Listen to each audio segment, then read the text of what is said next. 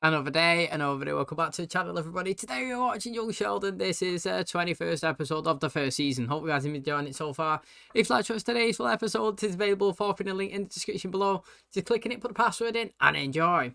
Second to last episode. Pretty crazy that, isn't it? We just said in the outro, the last one there that we just watched. It's mad. We actually have no idea how the season is going to end. You know, on other seasons, when you get fully established, you kind of have a storyline that's continuous throughout the season. You kind of build up and progress, and you know, you kind of championing it, excited for it, maybe a wedding or a get-together or a potential date, or do you know what I mean? Like somebody chasing a career path, a job move, a promotion or whatnot. But this season, we just plodded along, episode by episode, you know, one day at a time, and we're here, second to last one. It's crazy. I have no idea how we're going to end. Hopefully in today's episode, it can set us up in a good position so that we can be excited for the finale and then ready to hit season 2 full steam ahead. Do you know what I mean? Really excited. But this is the 21st episode. Hopefully you guys are excited. If you do enjoy it, please smash a like. It really helps out. Subscribe if you're new, and as always, let's jump into today's episode.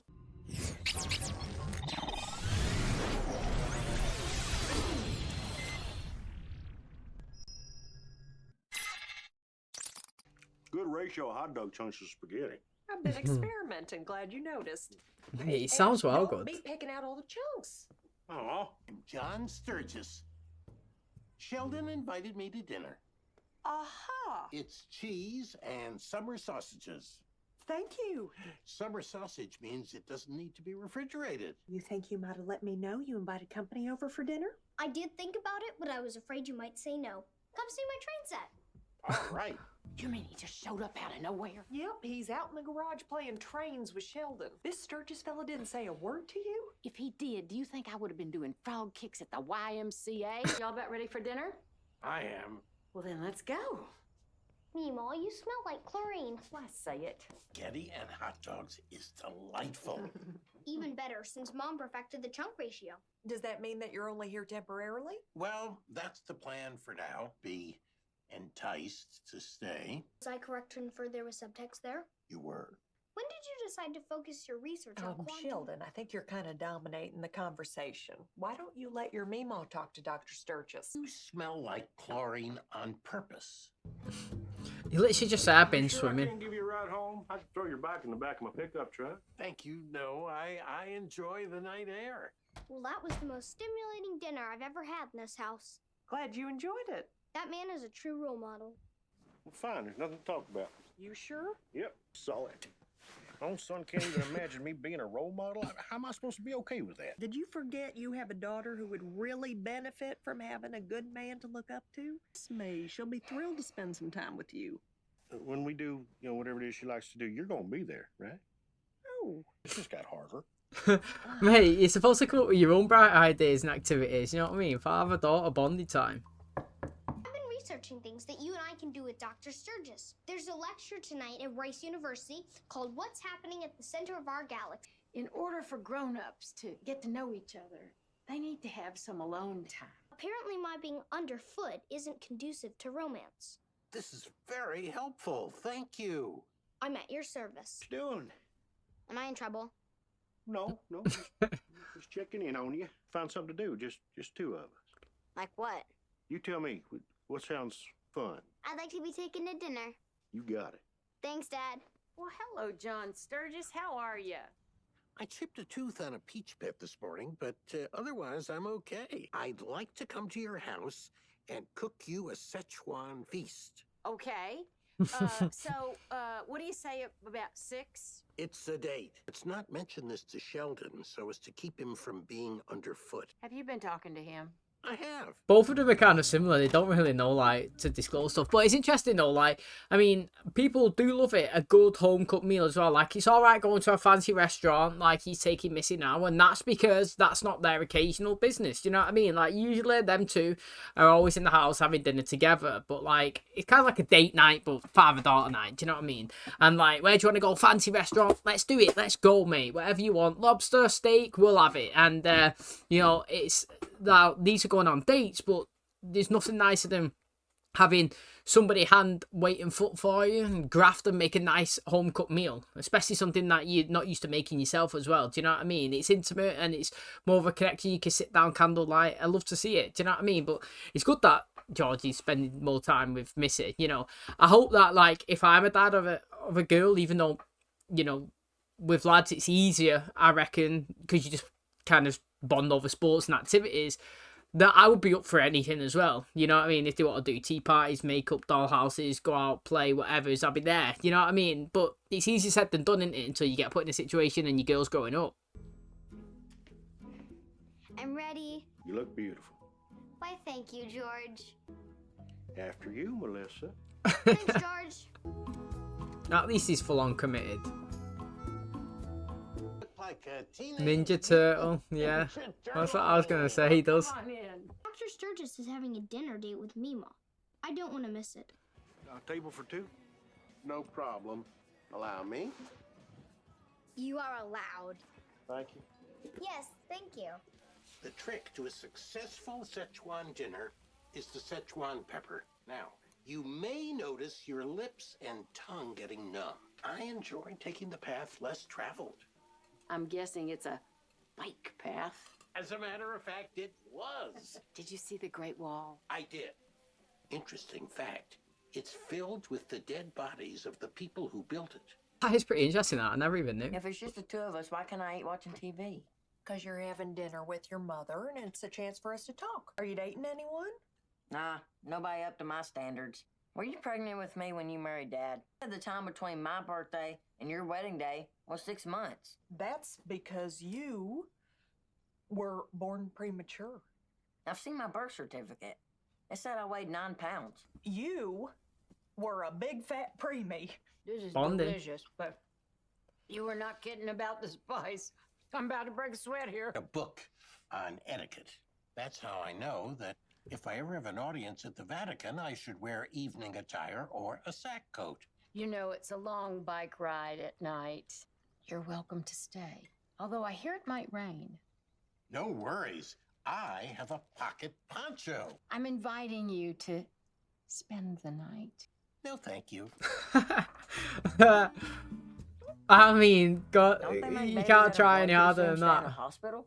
Lord, forgive me for lying. I'll tell him the truth when he's 30. Amen. The trick is not to make eye contact. Tell him. There. Back to cloth. Then you take out a little meat. Holy moly. It's good, huh? Unbelievable. I'll leave you to it. It's a proper mess No, lobster, isn't stay it? with me. It must feel great being a dad when your kid wants you to spend When I time grow with up, them. I'm gonna eat lobster every night. Well, then You you better be better stay in rich, school and get a innit? good Do you know what's mad is lobster, yeah? So I went to a restaurant and they had lobster on the menu and it was per 100 grams and it was like, I don't know, it's expensive. But like my girlfriend never had it and she wanted to try it and she was like, oh, we'll get that. And I said, look, I'm telling you now, yeah, it says per 100 grams on there, but you cannot get it unless it's like 400 grams minimum. And what was it? It was like 500 grams. It was expensive. Start of like 60, 70 quid, like literally, and it was tiny as well. It does taste nice though. You know, when I went to America, you know, I travelled around some of the states and I can't remember where we went to now, actually. I think we went to Portland, I think it was. And we went to a couple of places there. And we got like lobster on a bun, on a roll. It was warm. Oh, it was good. It's expensive, but it was good. You know, it is smart though. You know, if you want to eat lobster every day, get a rich person or get somebody who works at Red Lobster. They probably get a 50% discount. But mate, I'm just loving seeing the father-daughter bonding moments there because you can see at the start of the episode that you're saying that he doesn't spend a lot of time with Missy, and you can see in this episode that she's enjoying it and he's spending time together, and both of them look happy, and that's all you want. You know, it's nice to see. You seem quiet. Is everything okay? Why did you just spend the night? I got rejected. He didn't want you to think that I would think that you were the sort of woman who would engage in coitus simply because I cooked you a Szechuan dinner. Connie, Oh boy. would you honor me with an evening of intimate relations? Well, that is a different tack. This is very promising. What's happening? Dr. Sturgis's bike is still at Meemaw's. Dr. Sturgis and Meemaw had their first sleepover. It's a big step in their relationship. I'm going to go congratulate them. Hey, put on a jacket. It's chilly out. Saying he can't go. Never mind, you can't go.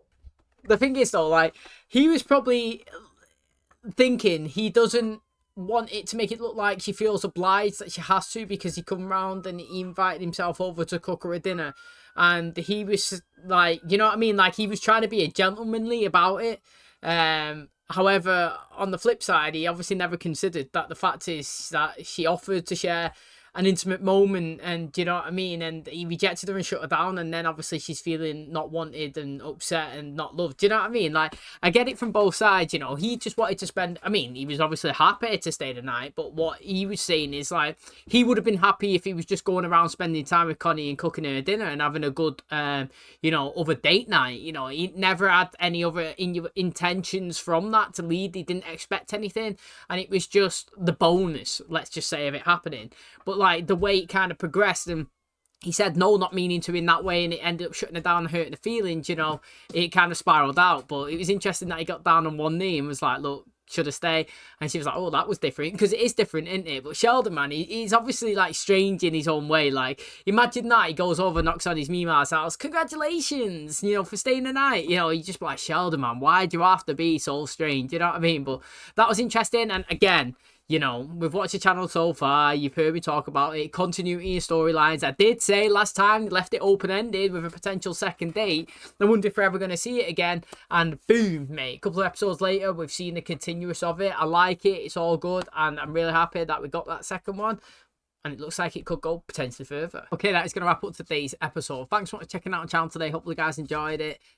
You know, it's interesting here. We've seen some continuity about, you know, the second date with Connie, and obviously I forgot his name, you know. What actually is his name? But it looks like they could potentially be in a slow burning relationship, which is really interesting. And you know, Sheldon's feeding him tips and giving him information. It's kind of helping. It's working. You know, when he was first introduced, I thought that it was just going to be a one date done thing, but you could see that she's slowly kind of taken a liking to him and obviously stayed the night, which is interesting, unexpectedly.